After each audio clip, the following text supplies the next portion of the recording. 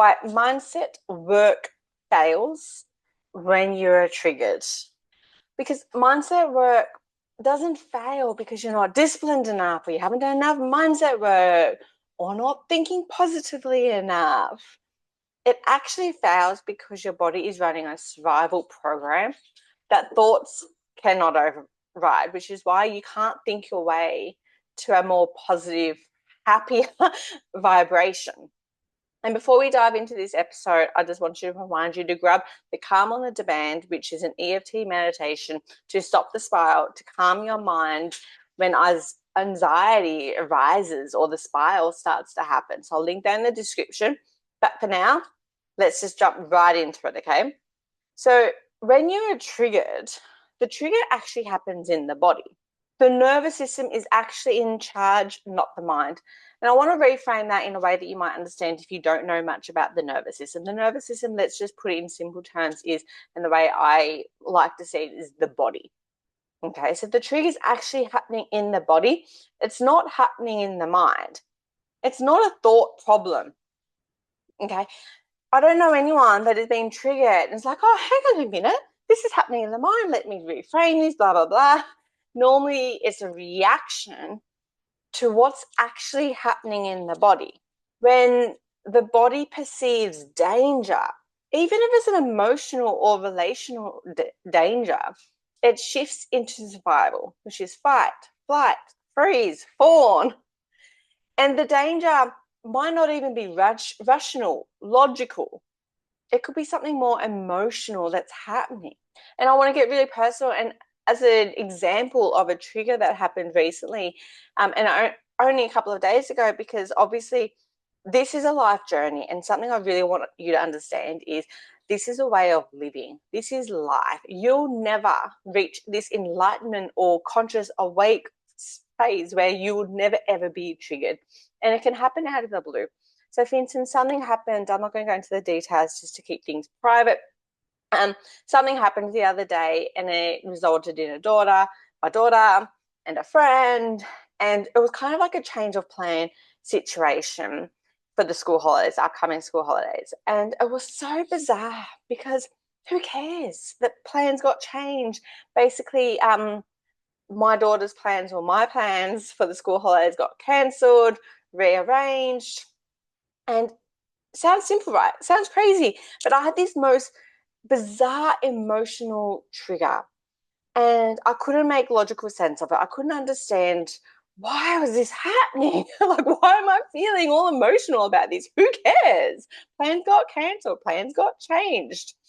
And I perceived it such a different way. And it was kind of like this. I perceived it to be like this emotional danger. And I went into this weird, funky place. Luckily, I've been a healer for a long time now. I've been in this space for a very long time. I knew the work and I knew what to do. Obviously, right then and there when that happened was not appropriate because I had my son, I was doing mum duties. So I did wait until the end of the day. And I did dive into like what is happening. I did some EFT to like, I like to be an FBI agent. I started getting curious about what am I feeling, what was coming up, why was it coming up. And I'm not going to, rift on too much about that, but I just want to show you that sometimes it's not always a physical danger. Okay. Sometimes it could be a non-rational, emotional trigger that could happen out of nowhere. In that moment, stress hormones flood the body. The limbic system takes over.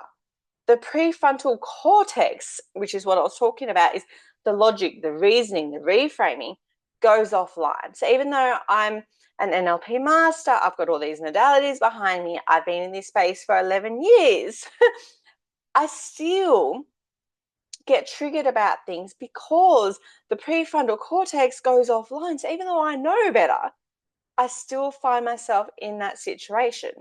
So asking someone to think differently, choose a better belief. Like how many manifestation coaches do you see on the internet? Just choose a better belief, choose a better thought, stay positive, be high vibe, etc., etc. It's like asking a smoke alarm, calm down, by explaining, did you know there's no fire? Like, why are you going off? There's no fire. Like, it doesn't make sense, does it? the body doesn't respond to logic when it thinks its survival is at stake, because it thinks it's trying to keep you safe. It's trying to protect you. So you can't think your way out of it.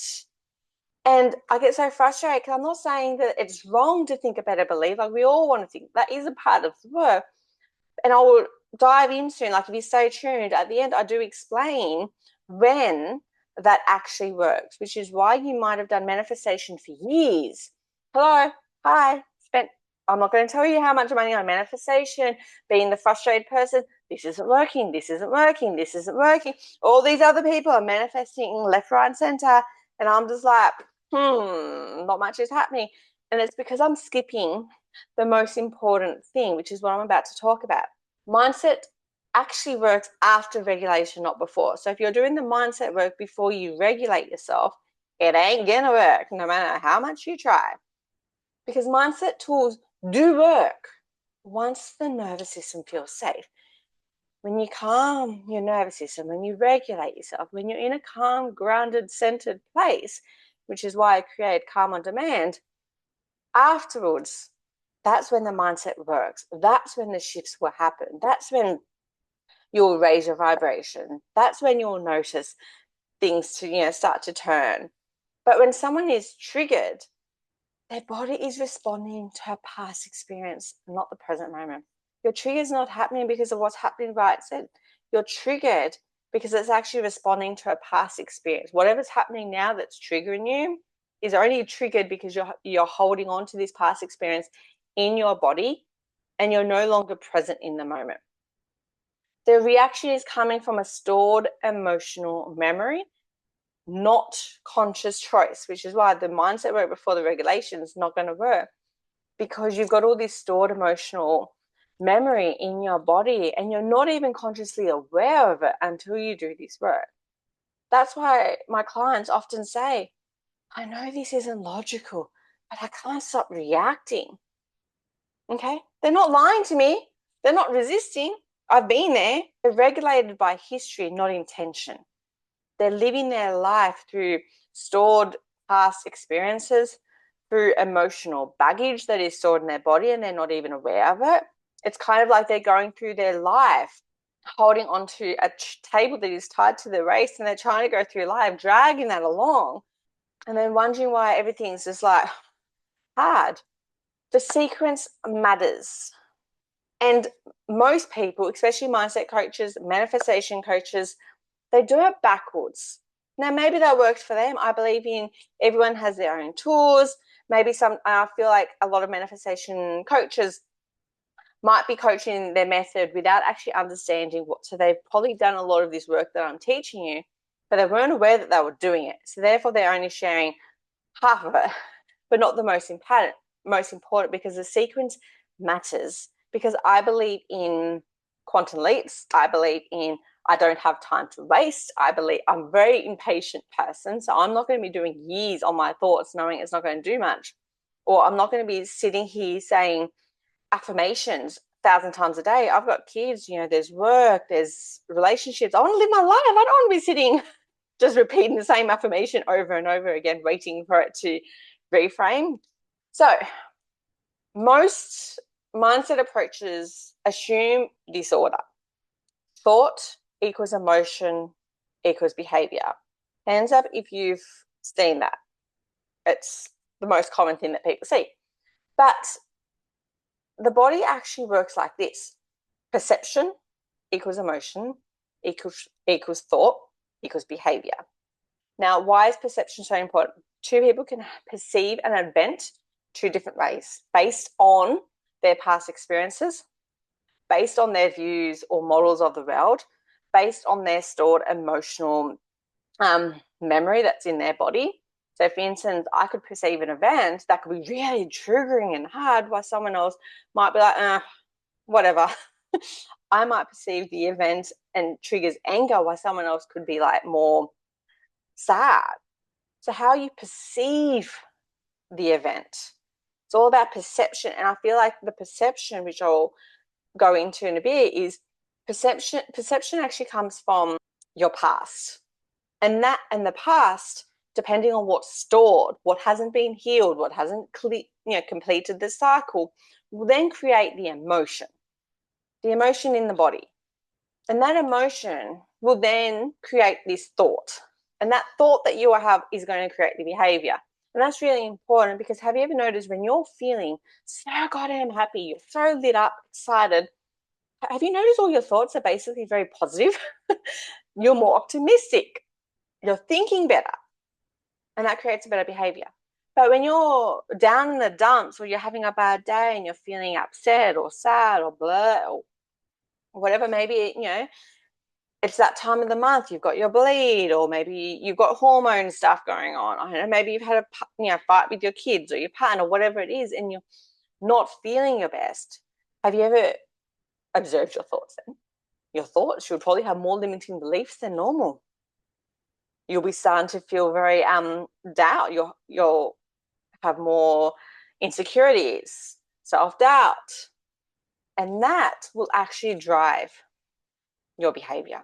So when a perception resembles a past wound, the emotion fires first. And when the emotion fires, the body is then reacting to it. You then create a story after the fact to explain it. You need a story to explain why you're reacting a certain way, whether that's true or false. You make it up. The belief isn't the cause. The belief is a symptom of unprocessed emotion. But so often we are living our life as if like it's true. Why people revert despite years of mindset work.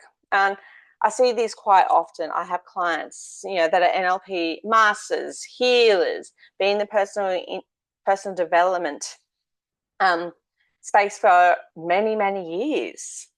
I was also one of them, 10 plus years in the personal development journey, development space, healer in too many modalities. And no matter how much mindset work I did or my clients have done, they would always revert back. This is one of the most painful experiences for self-aware people, because we've read the books, done the affirmations, we understand our patterns, we tried to be better. Maybe you're like me and you've also done the subliminals, I can't say that word, apologies, the hypnosis, the journaling. It's okay if you're not a journaler. I don't journal. It's not my cup of tea. I do other things instead, like EFT. And yet the same reactions return under stress, because the emotional charge stored in the body was never completed. You've tried to basically suppress, and whatever you suppress has to keep manifesting. Whatever's not healed will keep coming up. So you doing the mindset work, which is very up here, you're not releasing what's in the body. You're not completing that emotional charge, and it has to keep coming up. The nervous system doesn't update because you understand something. It's not sitting there going, oh, she's read that book. Oh, she's done the affirmations 10 times. We better, clear this for good. It updates when the original emotional experiences is resolved at the level it was created. That's why willpower collapses when you are triggered. How many times are we triggered and all of a sudden we have no willpower? Because willpower lives in the conscious mind and the trigger lives in the body. So what actually works when the body is triggered? This is where the root cause therapy comes in. Instead of asking, what should I think instead? What is that better thought? Instead, we are asking, what is the body responding to? Remember how I keep going back to being like that FBI agent? What is the body responding to? Where did this reaction first come from?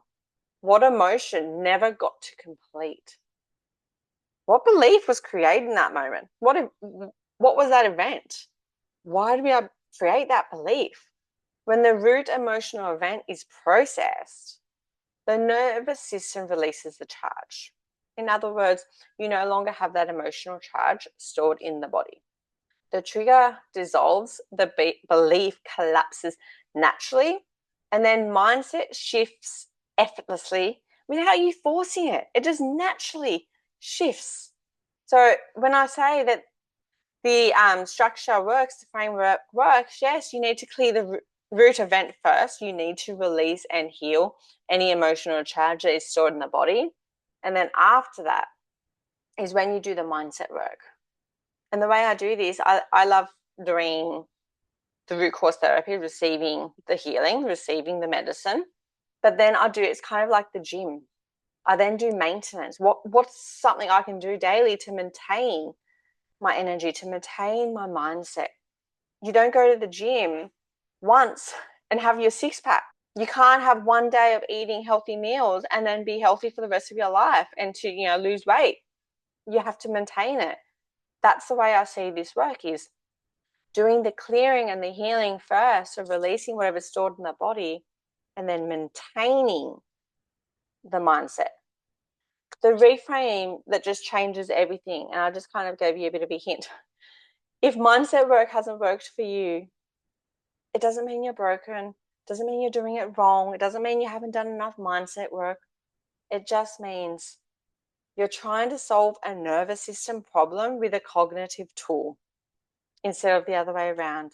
You're supposed to do the mindset work after you've done the body work. So I want to invite you, when anxiety starts to rise and you're feeling yourself getting triggered, maybe hijacked with triggers, I want you to grab the Calm on Demand, which I'll link in the description. And it's just a short reset you can use in that exact moment to stop the spiral, to calm your mind, to reset your nervous system. I'll see you in the next video, which is how to stop freezing and second guessing yourself in conversations.